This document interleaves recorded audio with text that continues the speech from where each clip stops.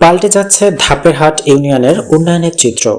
আমিনুল ইসলামের রিপোর্টে বিস্তারিত দেখুন ভিডিওতে। গাইবান্ধা জেলার সাদুল্লাপুর উপজেলার ৬ নং ধাপেরহাট ইউনিয়ন পরিষদ। এই ইউনিয়নের উপর দিয়ে বয়ে গেছে রংপুর বগুড়া 4 লেন মহাসড়ক। জেলার আলোচিত একটি নাম ধাপেরহাট ইউনিয়ন। ২২টি মৌজা নিয়ে গঠিত এই ইউনিয়নের জনসংখ্যা প্রায় ৫০,০০০। বেশিরভাগ লোক কৃষির উপর নির্ভরশীল।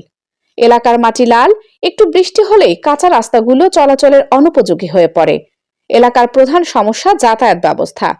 রাস্তা আমাদের সুকুম চেয়ারম্যান করে দিল, আমাদের ওয়ার্ড মেম্বার করে দিল, আমাদের তো অনেক উপকার হইল। তার চলাফেরার সুবিধে হলো, আগে অসুবিধে ছিল, এখন খুব ভালোই হইলো। লাল মাটির কাদো হতো, পয়লা মাটি মিশেল থাকতো, খুব ভ্যাগ হতো আর কি। দেশ স্বাধীনের পর থেকেই এ ইউনিয়নের চোখে পড়ার মতো তেমন রাস্তাঘাটের উন্নয়ন ঘটেনি। গ্রামীণ জনপদের রাস্তাগুলোর বেহাল দশা।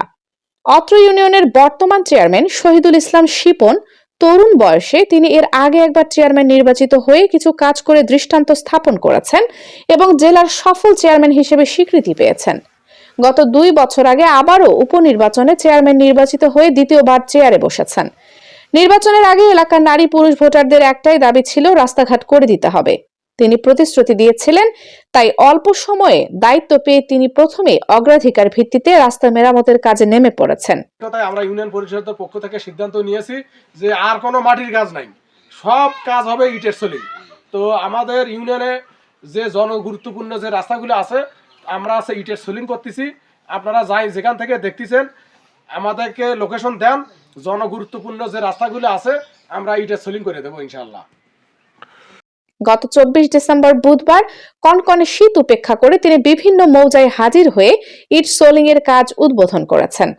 চেয়ারম্যানের দেওয়া তথ্য মতে জানা গেছে, চলতি অর্থ বছরে তিনি প্রায় 1 কোটি টাকার সরকারি বরাদ্দ, বিশেষ করে কাবিটা কাভিখা TR1% এবং উন্নয়নমূলক ফান্ড দিয়ে 22টি মৌজার অতি গুরুত্বপূর্ণ রাস্তার 50 থেকে 60টি পয়েন্টে ইটের সোলিং এর কাজ করছেন, যা সত্যি চোখে পড়ার মতো প্রশংসনীয় কাজ। এছাড়া মসজিদ, ঈদগাহ মাঠ, মন্দির, ড্রেনের কাজ করেছেন একাধিক। সম্প্রতি একটি সরকারি বরাদ্দ থেকে স্যানিটারি ল্যাট্রিন তৈরি ও বিতরণ করেছেন। একটু বৃষ্টি হলে আমাদের ইউনিয়নের এই রাস্তাঘাটগুলো চলাফেরা একেবারে অনুপযোগী ছিল।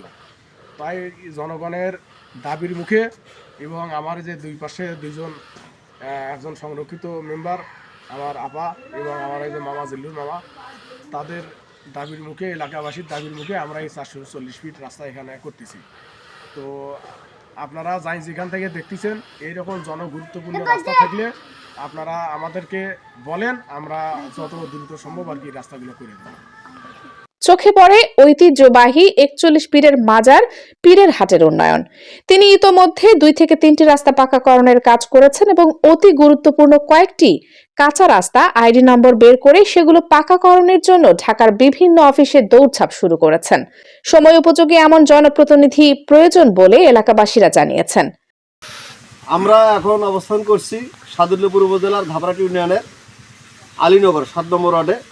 এখানে রাস্তার ইটসলিংয়ের কাজ হচ্ছে শরীফুলের বাড়িতে শুরু করে এইদিকে আয়বের বাড়ি পর্যন্ত।